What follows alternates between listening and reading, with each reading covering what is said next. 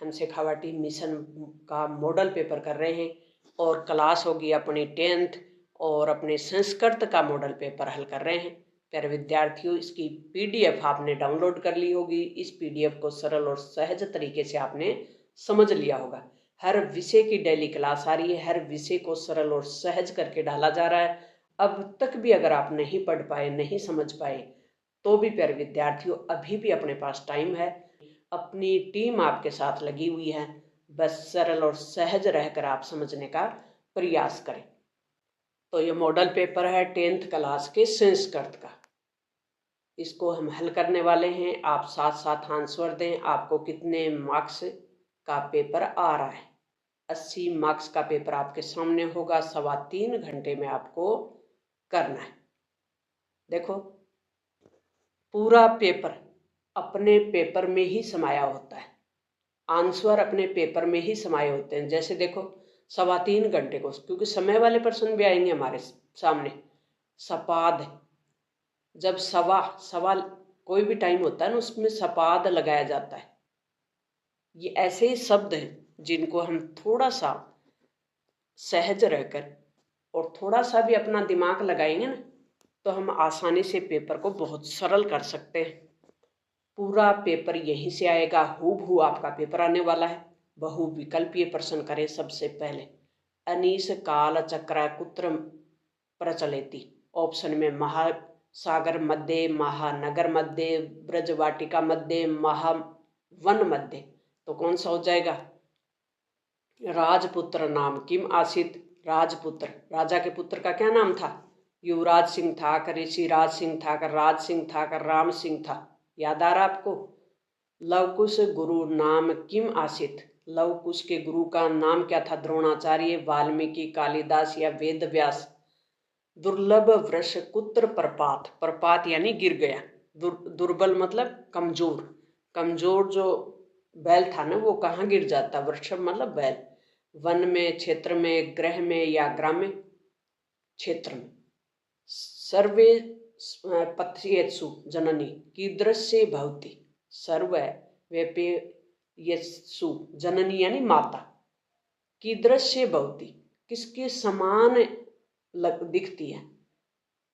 तुल्य वत्सला के रूप में दिखती है। संपत्ति विपत्ति क के साम एक रूपता भवति। संपत्ति और विपत्ति यानी सुख और दुख में कौन एक समान दिखता है? बालक दिखता है, धनी दिखता है, बलि दिखता है या महान व्यक्ति?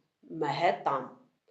गुणी गुणी व्यक्ति, व्यक्ति के नीचे अंडरलाइन है यानी रेखांकित पद है। प्रसंग अनुसार अर्थ बताना है। तो जनाति, याति, करोति या गच्छति। तो गुणी ही गुणों के, गुणी व्यक्ति ही गुणों को क्या करता है? जानता है। नेक्स्ट प्रश्न है, एक एक इतस्य संधि पद किम। इसका संधि पद क्या बनेगा? एक एक बनेगा कि एकाएक बनेगा कि एकक बनेगा कि एक एक बनेगा? इत्या नाम है इतस्य संधि विच्छेद। इति आत्मन है कि इति आत्मन, इति आत्मन, इति। जस्व संधि उदाहरण अस्ति। इसका कौन सा उदाहरण है? जत्व संधि। जस्तु त यानी जगत प्लस ईश। यथाशक्ति पदे क समास। यथाशक्ति में कौन सा समास होता है? अव्ययभाव समास होता है। अभितपदी विभक्ति बहुती। विभक्ति वाला प्रश्न है। प्रथम है, द्वितीय है, तृतीय है, चतुर्थ है। क्रुद्ध धातु योगे विभक्ति। क्रुद्ध में कौन सी धातु विभक्ति है बताओ? नमः शब्दे विभक्ति किम। नमः शब्द में कौन सी विभक्ति है? श्लोके पठे अत्र पुणितः समुचित पद। प्रियंका 9:30 बजे उठती है। वादने विद्यालय गच्छति। तो इसमें क्या आएगा? बालको क गच्छति। बालकः, बालका, बालकिन, बालका, बालकः। 6 मार्क्स का प्रश्न होगा। रेख स्थान वाले प्रश्न होंगे। गुरु सर्वदा पूजनीय, पूजा और अन्य को मिलाकर पूजनीय। युवराज बुद्धिमान, लोके दुर्लभ, ये आपको खालिस्तान है आगे दिए हुए, इनमें से ही आपको भरना है। ये तो यहाँ जोड़कर भरा है हमने, और इनको इनमें से ऑप्शन भरना है। स्व है, खा है, अद है, अह स्व है। जुननी तुल्य इति क्रुद्ध सिंह भावती। अधोलिखित अपठित पद्यांश पढ़ना है। पठित्वा एतत् प्रश्न उत्तराणी लिखती, यानी इसमें से ही प्रश्न आपको लिखने हैं, उत्तर कहीं और नहीं ढूंढने, इसी में से आपके उत्तर हैं।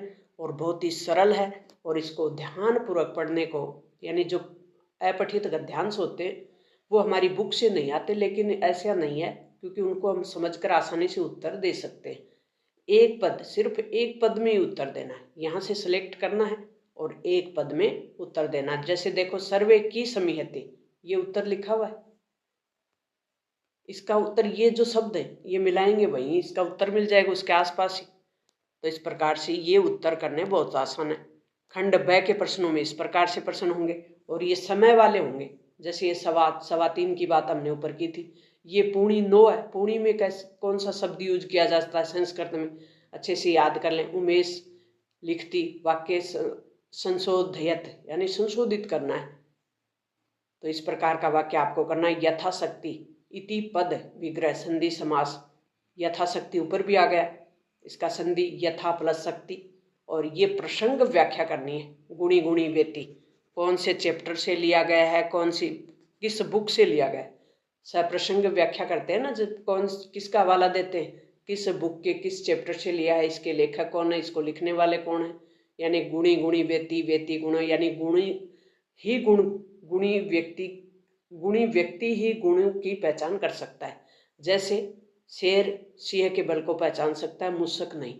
इस प्रकार से इसका भावार्थ है, तो आप आराम से लिख सकते हैं। अधोलिखित श्लोक है, ये मंजूषा है, और इनको पूरा करना है श्लोक के आधार पे, श्लोक के आधार पे करना है।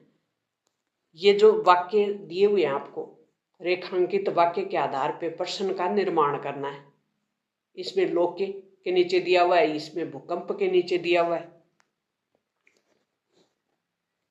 विचित्र साक्षी पाठ का हिंदी में सार लिखना है, अच्छे से याद कर लें, 3 नंबर ले लें। या फिर ये नहीं लिख पा रहे तो अथवा में है, जननी तुल्य वत्सला इति पाठ सार हिंदी में लिखिए, 3 मार्क्स लेने बहुत आसान है। अच्छे से याद कर लें प्यारे विद्यार्थियों इनको। अधोलिखित गद्यांश पठित्वा और फिर उत्तर देने, इसके उत्तर आपको यहीं से लिखने।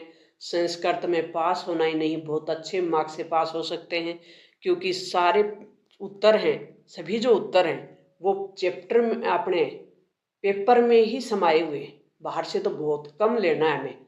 एक पद में उत्तर देना है, इसका उत्तर यहीं दिया हुआ है। इस प्रकार के प्रश्न को मिलाएं, ये देखो यहाँ उत्तर इसका मिलेगा अपन को, और आसानी से हम कर सकते हैं। ऊपर का अगर आपको हार्ड लग रहा है तो अथवा वाला ऑप्शन अपने पास है, विकल्प है, कहने का मतलब। इसमें 2 नंबर का प्रश्न है, और इसको समझकर आप आसानी से उत्तर दे सकते हैं। जैसे इसमें विशेषण से विशेषण से किम, विशेषण और विशेष्य कौन है वो बताना। विशेषण कौन होता है, जो विशेषता बताए शब्द की। अधोलिखित श्लोक पठित्वा, ये जो श्लोक है इनको पढ़ना है। आलस्य ही मनुष्याणाम शरीरस्य महान रिपु, आलस्य ही मनुष्य के शरीर का क्या सबसे बड़ा दुश्मन है। 3 मार्क्स का है, आसानी से इनके आधार पे आप प्रश्न बना सकते हैं।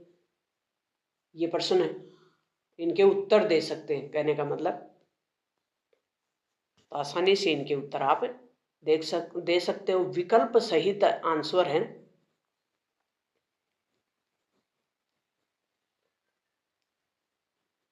फिर देखो आपके सामने 4 नंबर की एप्लीकेशन होगी, और एप्लीकेशन किसकी होगी, शुल्क मुक्ति की। प्रार्थना पत्र लिखना है हेडमास्टर जी को, लिख सकते हो ना आप आसानी से। संस्कृत में जो एप्लीकेशन लिखी जाती है वो कैसे लिखी जाती है, या मित्र को पत्र भी लिख सकते हो, अथवा में 4 नंबर की आपके सामने मंजूषा होगी, और ये शब्द होंगे। इन शब्दों को आपको भरना है। कहाँ भरना है, ये जो कोष्टक दिए हुए हैं ना रेख स्थान वाले, यहाँ भरना है। वो नहीं आ रहा तो ये अथवा वाला कर दे, इसमें यहाँ भरना है। कोष्टक को रिक्त स्थान की पूर्ति करनी है, बहुत ही सरल है। और ये संस्कृत में अनुवाद करना है। ये जो वाक्य हैं इनका संस्कृत में और 4 नंबर आसानी से ले सकते हो। इनको क्रम से करना है, वाक्य यानी कर्म रहित ही इनको वाक्य में क्रम से संजोना है और 3 नंबर लेने। वाक्य में ये अलग अलग वाक्य हैं। कहने का मतलब एक प्यासा कौवा था वन में, वो आता है, घड़े को देखता है, घड़े में पानी नहीं होता तो घड़ा, जो ये समझाई हुई है ना, उस समय करवाया हुआ है आपका ये। तो घड़े में फिर वो कंकर पत्थर डालता है, फिर पानी ऊपर आ जाता है, फिर पीता है। तो इस प्रकार से इसको आसानी से हम कर सकते हैं। देखो इसको हल कर ही लेते हैं अपन। सबसे पहले एक पिपासित काकासित, एक प्यासा कौवा आता है। सबसे पहले 3 नंबर। एक वने घट अप्रेषित, फिर वो घड़े को देखता है। घंटे जल अल्पतय आसित, घड़े में जल क्या था, कम था। तस्य मस्तिके एक विचार समागा, तब उसके मस्तिष्क में एक विचार आता है। फिर दूसरा हो गया स पाषाण खंडानी घड़े अपिस, वो घड़े में कुछ कंकर पत्थर डालता है। फिर क्या हो गया, चौथा हो गया। फिर क्या हुआ, जल पिपात काकतत आगच्छत, यानी जल पीता और उड़ जाता है। फिर हो गया छठा। इस प्रकार से इनका क्रम बनाना, तीसरा, पांचवा, पहला, दूसरा, चौथा और छठा, ये क्रम है। इस प्रकार से क्रम बनाकर 3 नंबर लेने है ना, बहुत आसान।